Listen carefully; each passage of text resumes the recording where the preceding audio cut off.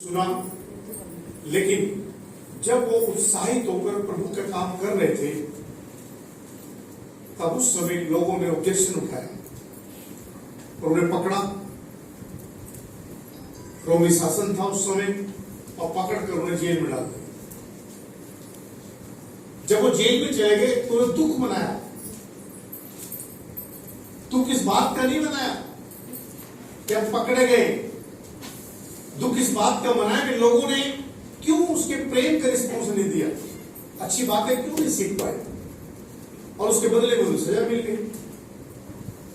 जब वो जेल में चले गए तो शास्त्र में लिखा हुआ है, आधी रात को पौलुस और सिलास गीत गा रहे थे, भजन गा रहे थे।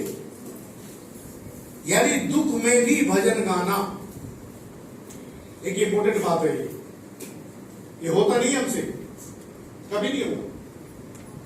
बहुत कम लोग हैं जो इस वचन को याद रखते हैं कि यदि हम तकलीफ में हो तो क्या फिर भी हम गीत गाते हैं, क्या फिर भी प्रभु की महिमा करते हैं, क्या फिर भी गुनगुनाते हैं। मैं आपको बता रहा हूं आत्मा के नवीकरण के बारे में जो पास्टर जी ने बताया आपको।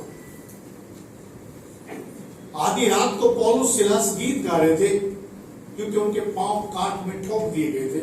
ना वो सो सकते थे, ना वो बैठ सकते थे, ना वो लेट सकते थे। ये सजा थी उनको। और जिस सूबेदार ने उन्हें जेल में बंद किया था, बहुत मारा पीटा था, उनकी बेइज्जती करी थी, उनकी एक बात को, प्रभु के वचन को सूबेदार ने नहीं सुना और ये कहा कि तुम धर्म परिवर्तन करते हो, तुम हमारी व्यवस्था को खराब करते हो और तुम हमारे विरुद्ध हो, इसलिए बंद कर दिए गए। लेकिन जब वो गीत गा रहे थे तभी एक का एक भूडोल हुआ, भूकंप आया, जेल के दरवाजे खुल गए, बेड़ियां खुल गई और वो स्वतंत्र हो गए। उस समय रात का टाइम था। सूबेदार ने देखा कि भाई जेल के दरवाजे खुले हुए, कैदी भाग रहे होंगे। तो उसके मन में एक बात आई, दिन होगा जब सवेरे दिन निकलेगा, कैदी एक भी नहीं मिलेगा, सब भाग गए होंगे, तो मेरा क्या होगा। तब उसने क्या किया, तलवार निकाली और अपने आप को खत्म करना चाहा। ध्यान से इस बात को समझिए, आत्मा का नवीकरण। उसे सोचा मैं अपने आप को खत्म कर लूंगा तो झंझट खत्म हो जाएगा, कोई पूछने वाला नहीं होगा मुझसे कि ये लोग कैदी क्यों भाग गए।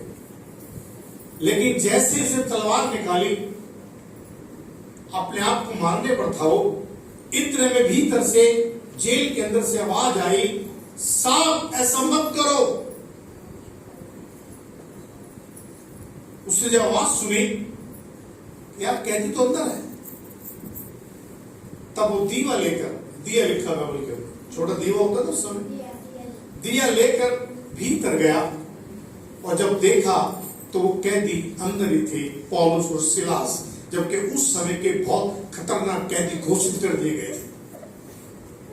क्योंकि जो लोग साम्राज्य को उलट पुलट रखने की ताकत रखते हैं वो खतरनाक होते हैं आत्मा के। हालेलुया। इसलिए आज मसीह लोग बड़े खतरनाक है। पता ना आजकल मसीह लोग पकड़ा जा रहा है, नागालैंड में मारा जा रहा है, ये कहा जा रहा है कि देख मणिपुर के अंदर क्या जा रहा है, बड़े खतरनाक लोग हैं। क्योंकि तुम एक भी आदमी जब घर में प्रार्थना करते हो तो शैतान का राज्य खत्म हो जाता है। जिस जगह ऑफिस में प्रार्थना करते हो वो स्थिति बदल जाती है, जिस ऑफिस में प्रार्थना करते हो ऑफिस की स्थिति बदल जाती है। इसलिए आप खतरनाक हो। उस समय पौलुस सिलास खतरनाक व्यक्ति थे क्योंकि वो प्रभु के राज्य के बारे में बात करते थे। उस सूबेदार ने देखा एक तो जीवित है, अंदर है, दिया लेकर गया और उन्हें रात को अपने घर ले गया। और जब घर ले गया, उनके हाथ पांव धोए, पट्टी मल्लम लगाई और एक सवाल किया। वो सवाल आपको हमेशा याद रहना चाहिए। हे सज्जनों, जिस सूबेदार ने सुबह दिन भर गाली दी हो, डंडों से मारा हो उनको, और रात को वो सूबेदार उनके सामने सर झुका के बोल रहे, हे सज्जनों, इसको बोलते मन के परिवर्तन का प्रकटीकरण। आमीन। हालेलुया। हालेलुया। जब मन का परिवर्तन होता है तो आत्मा की भाषा बदल जाती है। जब मन का परिवर्तन होता है तो सोचने की स्थिति बदल जाती है। जब मन का परिवर्तन होता है तो वातावरण बिल्कुल बदल जाता है। सोच लो हम अपने बारे में क्या कहें कि यदि हमारे मन का परिवर्तन है, नवीकरण है, तो हमारे भीतर क्या बदलाव है कुछ? अगर बदलाव हमारे अंदर नहीं है तो पवित्र आत्मा हमारे साथ कभी नहीं रहेगी। ध्यान रखना आप। अगर हमारे अंदर बदलाव नहीं है, गंदी हरकतें नहीं निकलती, तो इस पवित्र आत्मा हमारे साथ कभी नहीं रह सकता।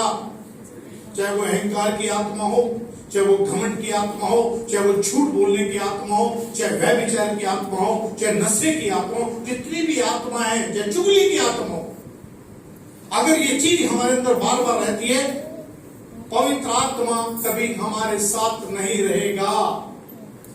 हम जिएंगे 80 साल, 90 साल, 100 साल, इससे फर्क नहीं पड़ता, लेकिन जो आनंद है परमेश्वर का कभी नहीं मिलेगा। जब उसका मन बदला तो पौलुस ने कहा, उसने कहा सूबेदार ने, हे सज्जनों, उद्धार पाने के लिए मैं क्या करूं? पावर हो किसी के पास, इससे फर्क नहीं पड़ रहा। दौलत हो, इससे फर्क नहीं पड़ रहा। बहुत बड़ा इंजीनियर हो, साइंटिस्ट हो, इससे फर्क नहीं पड़ रहा। लेकिन उद्धार किसी के नाम से नहीं है, उद्धार सिवा यीशु मसीह के नाम से है, और किसी के नाम से नहीं। हालेलुया।